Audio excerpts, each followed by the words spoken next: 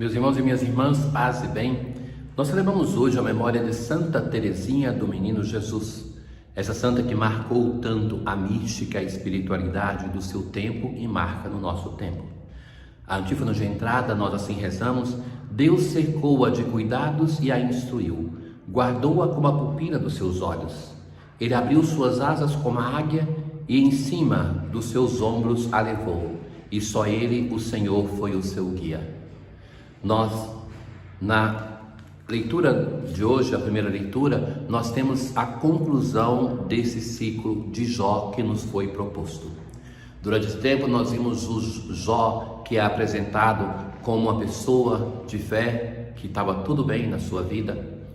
Depois ele vai perdendo tudo aquilo que tinha. A primeira reação de Jó é aquele de ignorar a Deus. Depois é a rebelião para com Deus e vai encher Deus de porquê. E hoje nós temos a conclusão, depois de ele ter dialogado com aqueles 3 amigos e de nós termos tido a possibilidade de nos encontrarmos também naquilo que diziam os 3 amigos de um modo inoportuno sobre Deus. Mas sobretudo é Jó que é proposto para nós como modelo. O modelo de alguém que passa por um sofrimento e é purificado nesse sofrimento, que no final ele vai ter a própria imagem de Deus que ele tinha e que nunca perdeu a fé, mas que era uma imagem que precisava ser purificada. Como isso aconteceu, de fato, o autor, de um modo respeitoso, não o diz, porque isso faz parte do segredo de cada alma. Mas tem um ensinamento profundo que o sofrimento nos purifica, o sofrimento nos ajuda a crescer na dimensão de fé. Jó respondeu ao Senhor dizendo: reconheço que podes tudo e que para ti nenhum pensamento é oculto, nem mesmo os pensamentos que ele tinha sobre Deus. Nada era oculto. Falei, pois, de coisas que não entendia. E na verdade, a questão do sofrimento, da dor, é algo que escapa à nossa perspectiva de conhecimento. Se é vivido pelo outro, está sendo vivido na intimidade de alguém que nós não conseguimos, graças a Deus, violar esse sigilo. Mas quando nós vivemos na própria pele, nós somos suspeitos de julgar os nossos problemas, as nossas crises. E daí então a dificuldade de compreender o sofrimento. Porque quando nele nós estamos, as nossas respostas são muito subjetivas. Por isso ele falou de coisas que não entendia. Conhecia o Senhor apenas por ouvir falar, mas agora eu o vejo com meus olhos.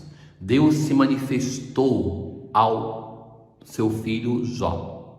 Deus se manifesta a um Jó que agora sim é capaz de acolher a Deus porque passou pela dimensão do sofrimento. É ali que ele cai da sua ilusão de onipotência e tem a possibilidade de encontrar Deus. Deus se manifesta e Jó então faz este meia-culpa, reconhece que ele falhou. O Senhor abençoou a Jó no fim da sua vida mais do que no princípio. E então vai elencar tudo aquilo que Jó vai receber do Senhor. As riquezas, os animais que tinha perdido, os filhos, a beleza das filhas que tem. Depois desses acontecimentos, Jó viveu 140 anos. A longevidade nas Sagradas Escrituras é o sinal da bênção de Deus.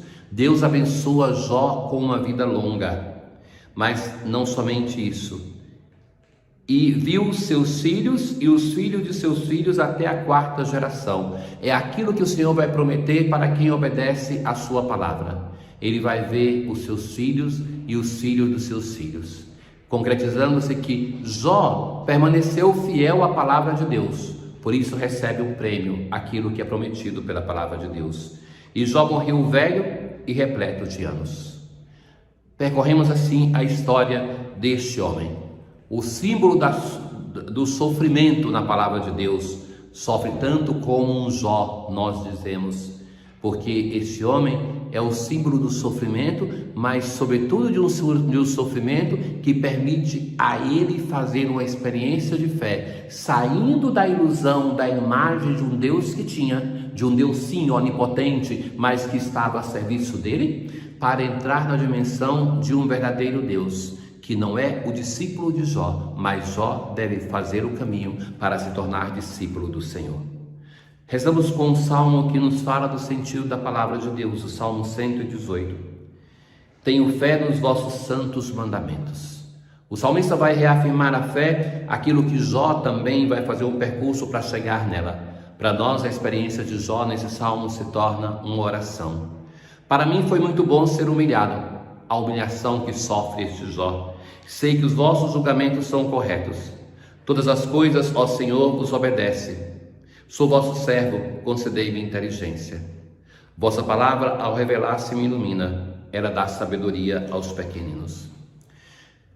Na aclamação Evangelho de hoje, graças te dou, ó Pai, Senhor do céu e da terra, pois revelastes os mistérios do teu reino aos pequeninos, escondendo-os aos doutores. Jesus, no Evangelho de Lucas, além dos 12 apóstolos, ele escolhe 72 discípulos. Os apóstolos são enviados aonde Jesus depois vai chegar, os 72 aonde ele mesmo não podia ir. E agora esses 72 discípulos voltaram para Jesus, muito contentes. Senhor, até os demônios nos obedecem por causa do teu nome. É a alegria de ter visto o milagre acontecer, de ter operado um milagre. Sabem que operar milagres não é uma consequência de uma santidade? Deus opera milagres através de quem Ele quer. Mas não só, Jesus quando opera um milagre, Ele vai elogiar a fé daquele que foi alcançado pelo milagre. Daí o fato que a igreja não reconhece os milagres operados na vida de um santo como suficientes para ele ser canonizado, mas sim os milagres depois da sua morte, para que ele seja beatificado, para que seja canonizado. Jesus respondeu: eu vi Satanás cair do céu como um relâmpago. Esta imagem é retomada do livro de Jó. Lembram que no início do livro de Jó, que nós terminamos a leitura, nós encontramos Satanás que está entre os filhos de Deus acusando Jó. Quando Jesus fala assim, vi Satanás cair do céu como um relâmpago, para dizer, não tem mais ninguém que esteja diante de Deus a lhes acusar. Tenham serenidade, tenha paz. Diante de Deus nós temos um advogado, o defensor, o Cristo, o Paráclito, como ele também se apresenta. Eu vos dei o poder de pisar em cima de cobras e escorpiões, e nada vos poderá fazer mal. Antes ficai felizes, porque vossos nomes estão escritos no céu.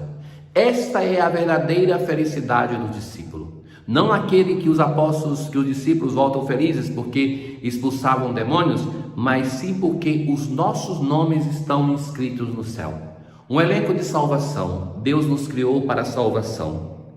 Naquele tempo Jesus exultou. Então, primeiramente, Jesus responde, reage aos discípulos com uma exortação, com uma bem-aventurança.